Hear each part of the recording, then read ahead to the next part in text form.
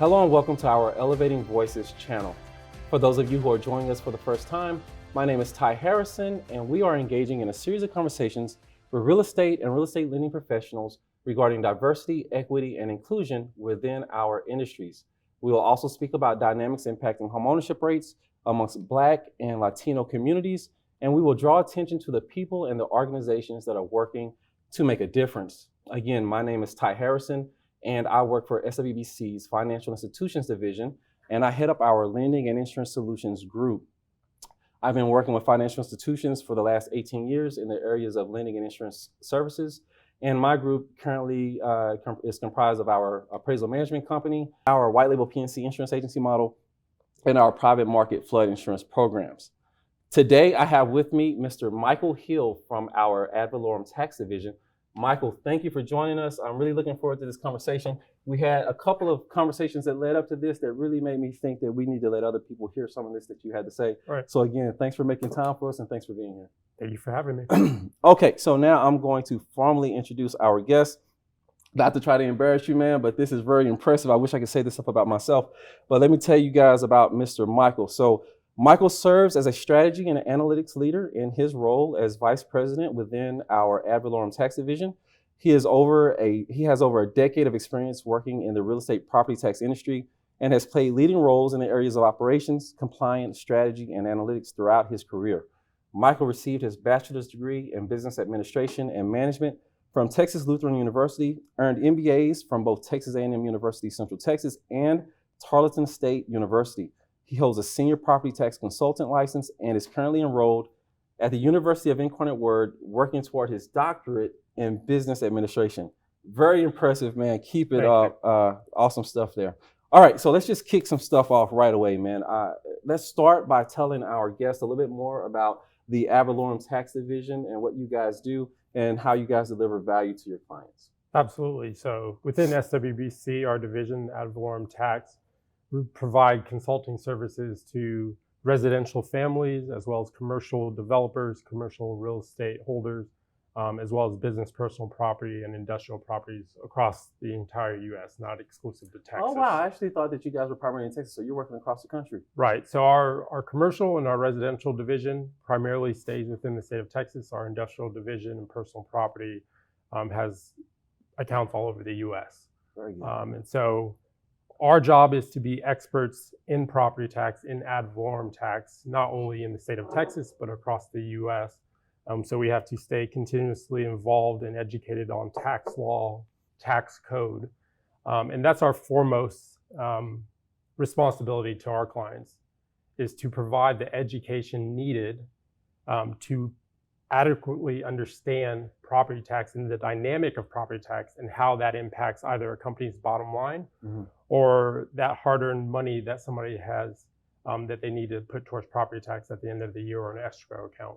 And just providing some color there, just from some of the things you've told me in prep for this conversation, just how complex that can be, like how much tax law can change from not just state to state, but from county to county in terms of how assessments are made or how rates are how they come up with the rates. Right. That was quite shocking to me of just how complex property taxes are. Absolutely. Just using Texas as an example, tax law has the ability to change every 2 years. And those laws impact both overall ownership as well as the individual jurisdictions for property tax. And so as you and I spoke, the 254 counties in Texas all fall under the Texas Comptroller in regards to governance of what they are doing. However, each county has the ability to opt in or opt out into certain breaks for homeowners. Oh, wow. And so, for example, in Bexar County, where we're currently at, if you own a home, you have the Homestead exemption. You have to apply for it. It's not automatically granted. That automatically takes $25,000 off your assessed value of your home, what you actually are paying taxes against. Now, the city, the county, and the special districts have the option to opt in to do 20% of your assessed value as an exemption, but they have to opt into it. So you could be in Bexar County, and the county, for example, may not opt into it. You may be in Kendall County, right up the road in Bernie, and the county may opt into it and your taxes are reduced. Yeah. And so being brought up in a family where money was tight, and my mom immigrated over here from Thailand when she was 18. English was her second language, didn't know a lick of English when she moved here. My dad, who grew up in poverty in Cincinnati, Ohio, they were always very geared towards always understanding the worth of your money, the worth of you. Yeah. And so they instilled that in me in a very young age. Yeah. So when my wife and I, when we finished college and we looked for our first home, one of the very first things I did, I looked for a home that was outside the city because you have lower tax rates. And those are the type of decisions that you have to make as a homeowner or an investor into real estate. Yeah. But you have to be educated to make that informed decision. That's really interesting that you bring that up about your parents. There's too few people who have that story where they can say that their parents really gave them the information that they needed to know how to go about doing some of this stuff that's so critical for wealth creation in this country when you think about real estate. And that's something we talk a lot here, is that this need for, especially within the minority community, more of this kind of information to be instilled at a younger age, which starts with helping more of these Black and Latino families get into home ownership and pass this information down to their children so that you can get on that path to wealth creation in this country, because that's where it starts in so many cases, is having that information and making those right decisions early in your life where you can start to acquire these assets and build this wealth. Absolutely. Absolutely. And I spent the majority of my life in school, in some type of higher education or in school in general. And very few courses will teach you about building true wealth. Absolutely. Very few courses will teach you about property tax or compounding interest. You have to be in certain courses to understand that. I was fortunate enough to have two parents that brought me up that way, but also majoring in business, you get access to finance classes, accounting classes that touch on it, but don't go into the real life application of how this is going to impact you as an individual. How is this going to impact your family? I agree 100%. At Notre Dame, name drop, go Irish, love Notre Dame. Anyway, at Notre Dame, I was a finance and econ major. Everybody in the finance program, you're pretty much being geared to go to Wall Street.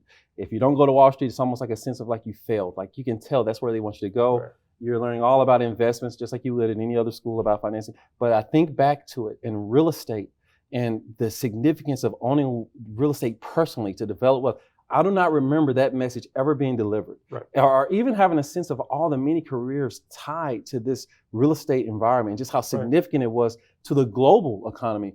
I do not remember that really being central to any of that conversation. And I think that, from the colleges to the high schools to just our own families, we definitely do a much better job in this country of instilling that into our children young and early so that they know. And obviously there are those kids who are growing up in environments where they are taught that right away, right, and it pays off that they are. I just think that more children, especially within these minority groups where it's just not happening, need that opportunity to get that information. I completely agree. All right, so you know that on this show, we like to talk about and draw attention to these inequities that contribute to the wealth and homeownership gaps within the minority community. I'd like to talk just a little bit about the tax appeal process, and maybe it's just an assumption that I'm making, but it appears that too few Black and Latino homeowners either understand that this opportunity is there, right, or they're simply not taking advantage of the opportunity. Maybe you can help provide some color for, if that is true, why that might be true, and what might be behind the structure that allows this to happen. Absolutely, and it goes back to what we spoke about earlier in regards to education. Many lower income families are not aware of the state tax codes or the tax laws that they are allowed to or have access to. Mm-hmm. The statutory deadline to file an appeal in Texas is May 15th. Many people don't know that. Mm-mm. Many people believe that the ad valorem property tax is similar to a income tax where you can appeal it. This is what you owe, this is what you're going to pay, and that's it. And that's very much not the truth. You can appeal your value on a local level. You can take it further, appeal through arbitration, mediation, and further through litigation. I didn't realize that. Now I knew that you could do the initial part, but I didn't know there was these layers where you can actually push that up a layer and continue to fight. Right, and you can actually fight it all the way up to the Texas Supreme Court. Wow. And so at each level of appeal, after that level has been concluded, you can actually appeal whatever the result is.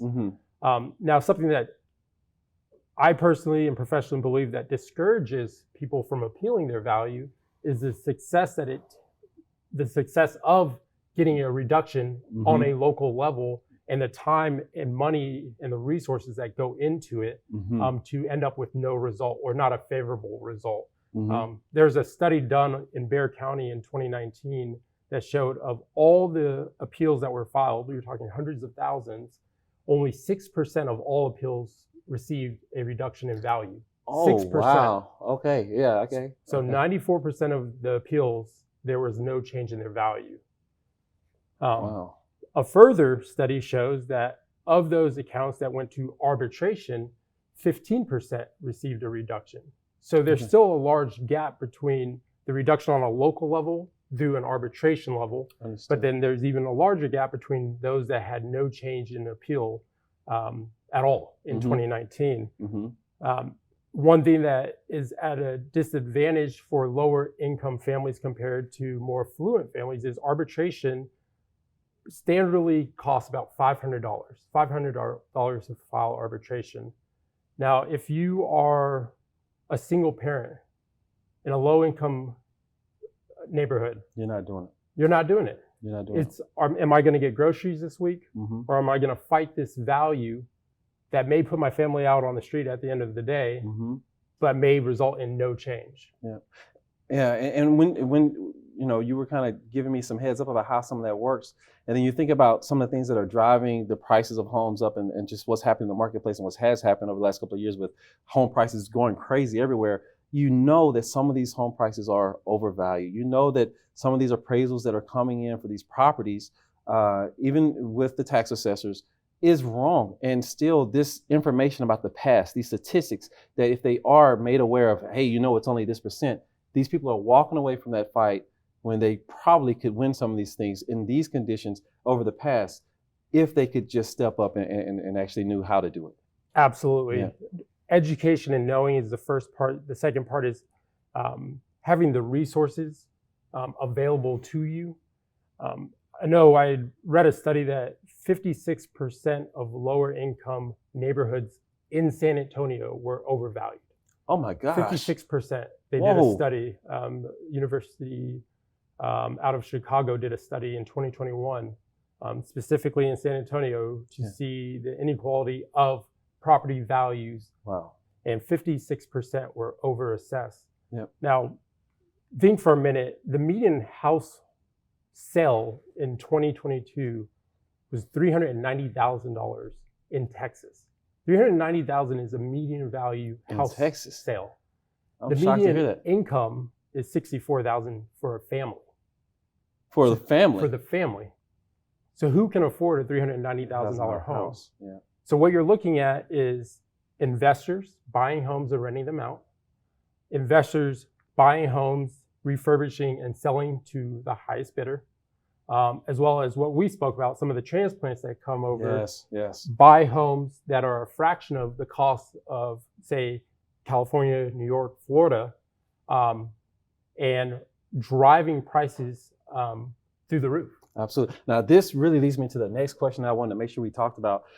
So the process itself, we've talked about how the process itself can be a deterrent, right? Just the process alone, some of these statistics, just to hear, I heard this about this person who tried and they didn't get it. Right. So people walk away from the opportunity there. But then there's this whole new thing that seems to be, I won't call it new, but this thing that seems to be happening a lot locally, this gentrification concept, where these, these certain areas where this money is coming in and these tax dollars are going crazy, and the people who are living in these markets simply cannot make sense of this. So I know you kind of shared some information with me about what's going on locally and even nationally.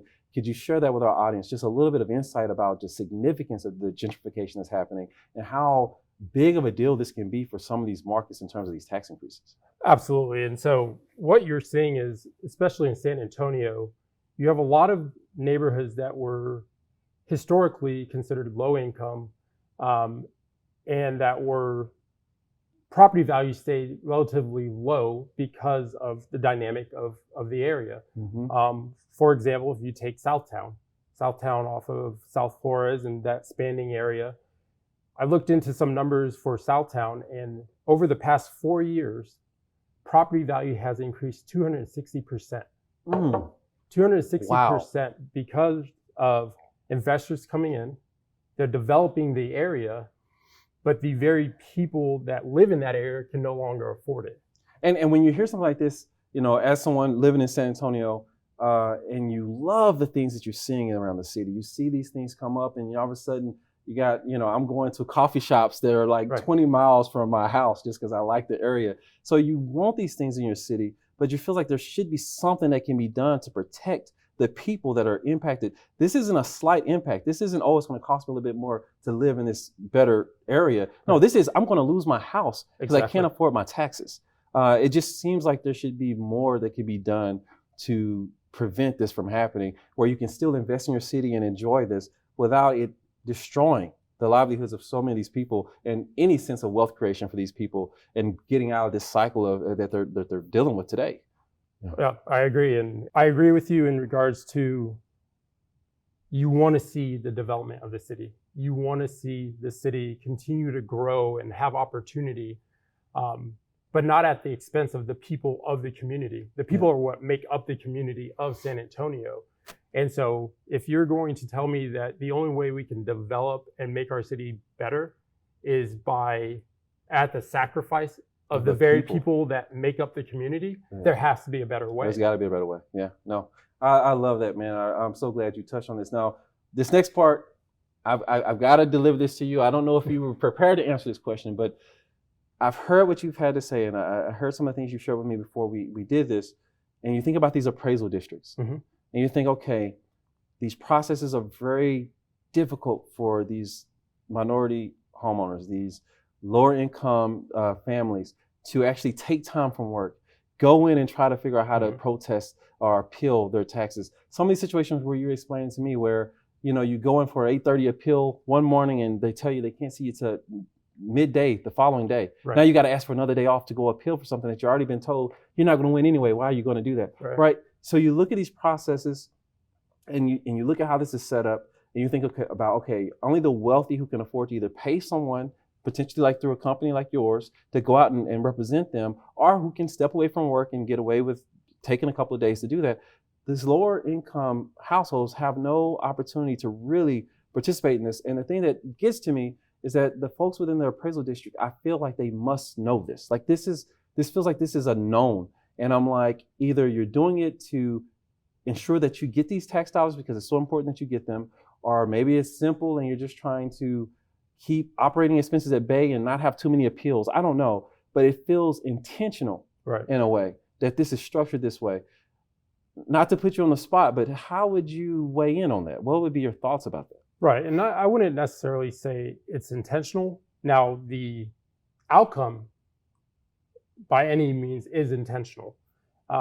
Texas has one of the highest property taxes in the country, but we have no state income tax. So it supplements the majority of government local jurisdictions and their funds.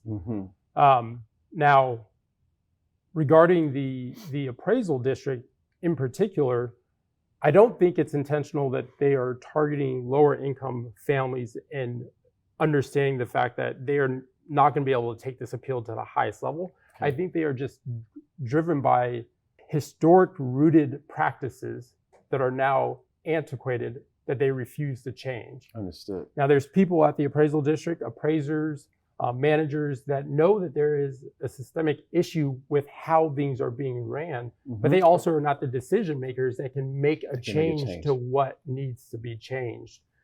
So there is absolutely historically rooted issues within taxation as a whole that could be addressed, but the right people have to address it.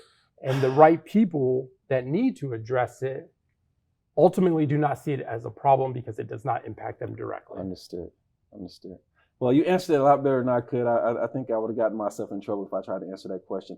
I want to just talk a little bit about some of the detail about some of the things you've touched on. So you've talked to me about how the taxation processes can differ from state to state, county to county.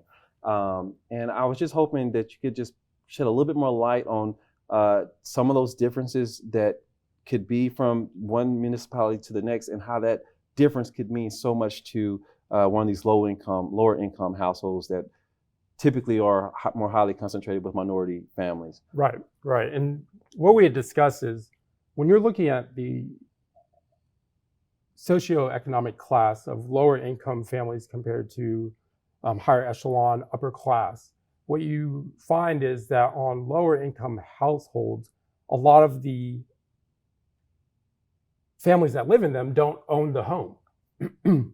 So there are certain statutory exemptions that allow homeowners the ability to lower your taxes. The over 65 exemption, the Homestead exemption, the 10% cap on your assessed value. But you have to be a homeowner. You have to be a homeowner. And you have to apply for those.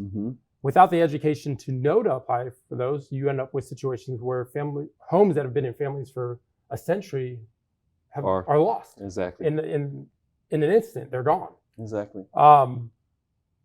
You also have to consider, as investors come in, they buy homes, they're at inflated rates. Now they're renting them out. The taxes are typically passed through to the lessee, the person renting the home.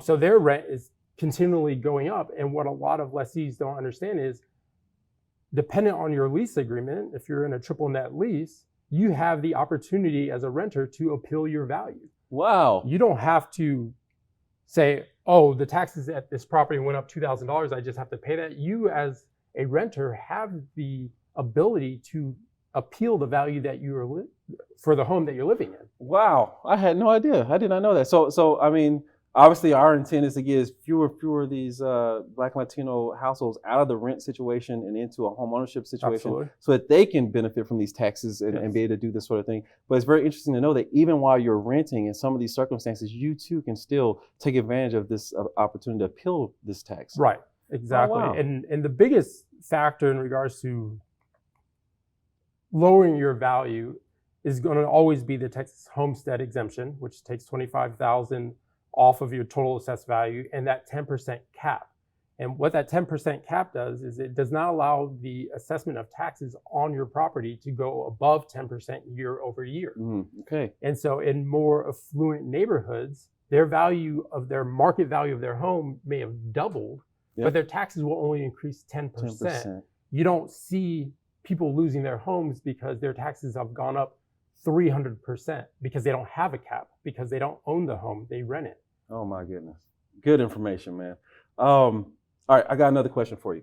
So with everything that the government is doing to slow inflation, and with what the Federal Reserve has done to help increase the mortgage rates, you would assume that home prices are eventually going to either stabilize or prices are going to start to come down.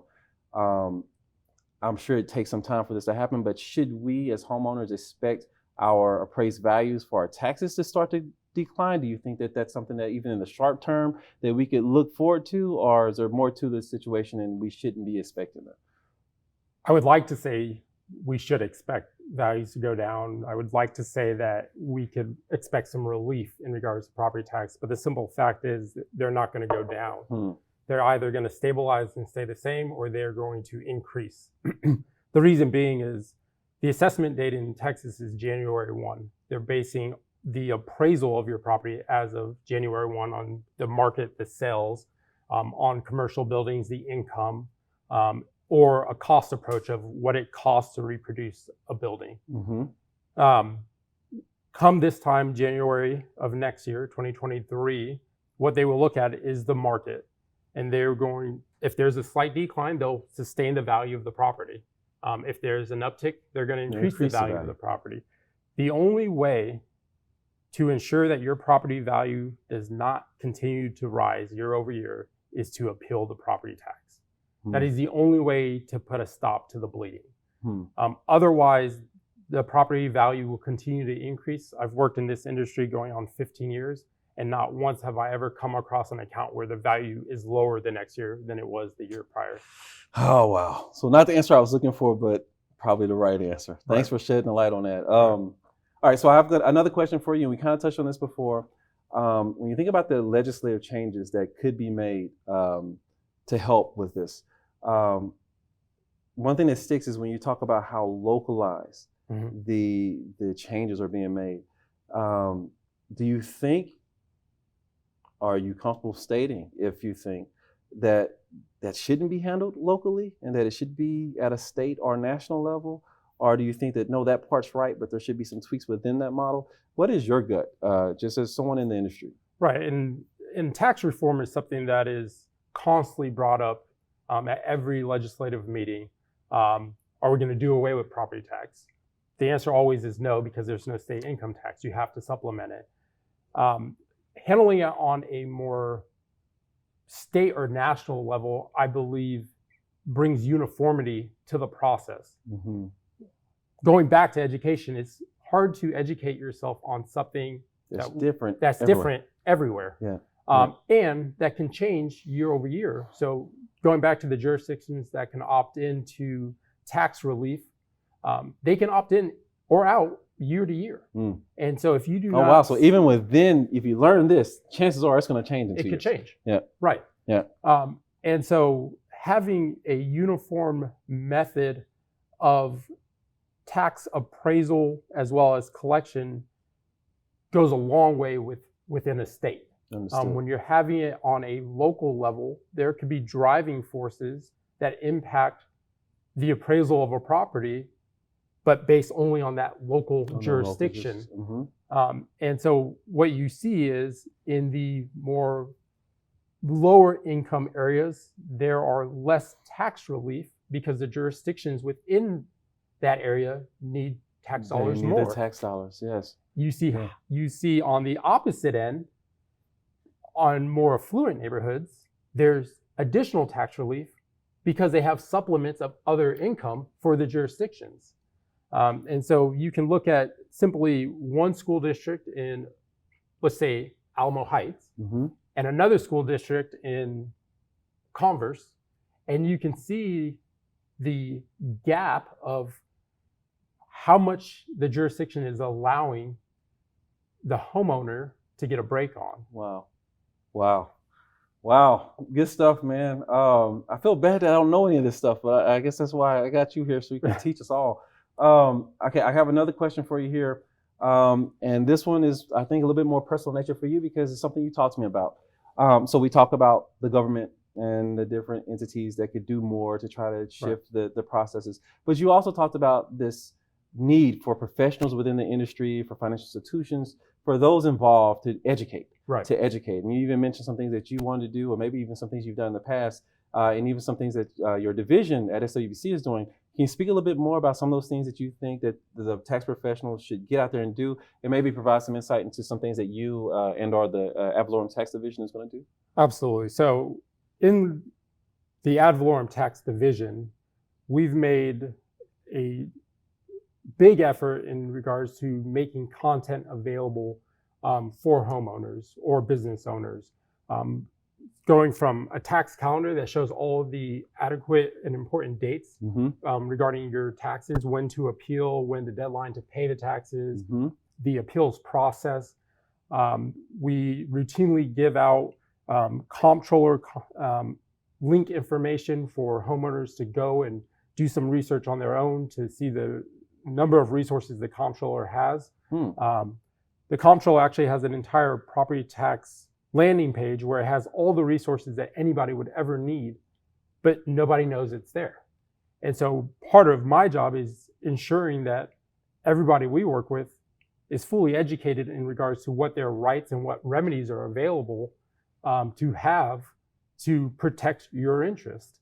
I'm also involved in the Real Estate Council of San Antonio, Texas Association of Property Tax Professionals, Texas Taxpayers and Research Association, which all have government affairs boards, and all they do is focus on legislative change and reform to protect property owners. Oh, that's good stuff. And I want to make sure that we provide our audience a little information. We'll make sure we post some information about some of these organizations. And that was one of the questions I want to ask you after this, was just for those people who are somehow involved with this industry, maybe they're in financial services, but they are hearing what you're saying and they're saying, hey, I want to be closer to the organizations that are trying to do something about this, or they can help me educate others. I take it that those two organizations are two that you would recommend. Absolutely.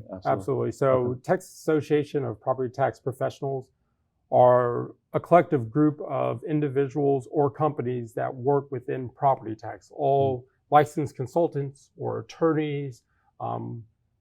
We have congressmen, we have senators, all working towards a common goal of uniformity within property taxation within Texas, to ensure that, again, homeowners, property owners have every remedy and resource available to them. It is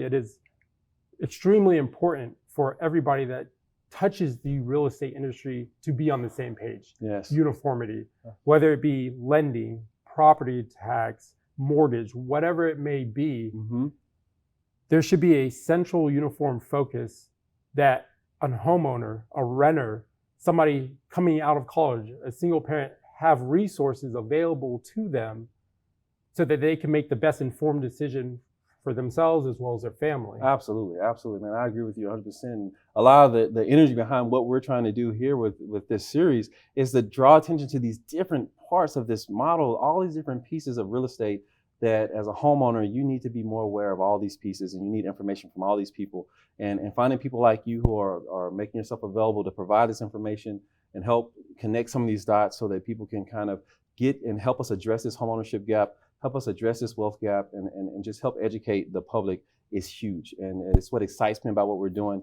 I want to thank you for sharing so much great information with us. I want to thank you for representing SWBC so well. Please, man, just keep doing what you're doing. You make us proud. I really appreciate you coming out here. I know you're a very busy guy. I know when we last talked, you had a couple of cases that you had to go and argue then. So again, I know that taking this time is a big deal, but we really appreciate you spending time with us today. I appreciate you having me. Hey, thank you guys for joining us. I hope you enjoyed the conversation. Please subscribe to our YouTube channel. More videos are on the way.